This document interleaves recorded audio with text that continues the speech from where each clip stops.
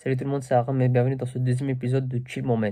Alors dans l'épisode d'aujourd'hui, on va parler des histoires d'horreur animées et ensuite je vais vous parler du Malayalam cinéma. Alors on va commencer par les Horror Animated Stories qui en fait c'est une découverte maintenant de plus d'un an. J'aime beaucoup l'horreur parce que c'est pour moi un genre divertissant. Il y a beaucoup de chaînes qui font des histoires d'horreur animées et ça gagne en vues et des fois ça va même jusqu'à des millions de vues. Il y a même des compilations sur ces histoires d'horreur en fonction des thèmes, par exemple des thèmes comme des histoires d'horreur qui se déroulent dans des parkings, dans des restaurants comme McDonald's, etc.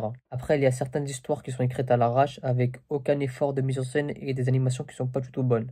Après, il y a deux chaînes que je vous conseille qui essayent de faire des efforts sur l'histoire, la mise en scène et les animations. Alors, la première, en fait, si je me trompe pas sur la prononciation, c'est Yama Arts ou Jama Arts.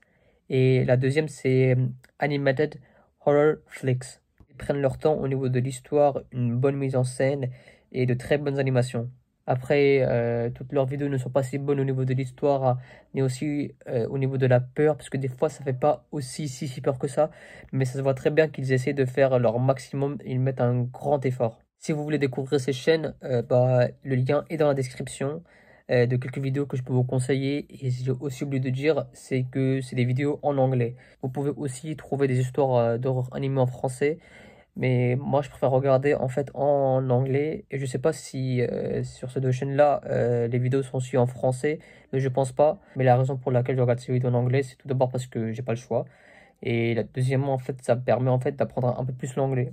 Parlons maintenant du Malayalam cinéma que j'ai découvert il y a maintenant un peu moins d'un an. Et franchement, c'est sûrement le meilleur cinéma indien, même si j'ai pas encore découvert encore le cinéma gujarati. On peut voir une grande mixité sociale dans leurs films, parce que tout d'abord, le Malayalam cinéma, bah, ça vient du Kerala.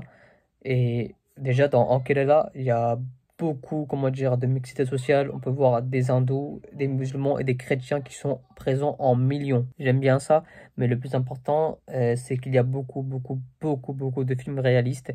Et les films que je vous conseille, si vous n'avez pas encore découvert le cinéma malayalam, bah, c'est tout d'abord Kiridam, Spadikam, Iyobinte Pustakam, Kumbalangi Nights, Videjan, Tenmavin Kumbat, Devasuram, Manichitrataru et Mouton. C'est un cinéma que je kiffe.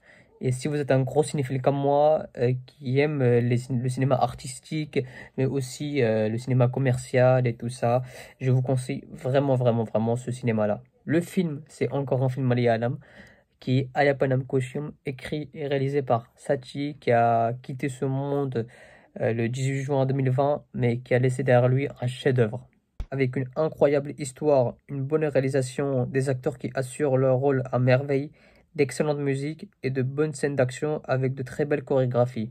C'est un film que je vous conseille fortement et c'est la fin de cet épisode.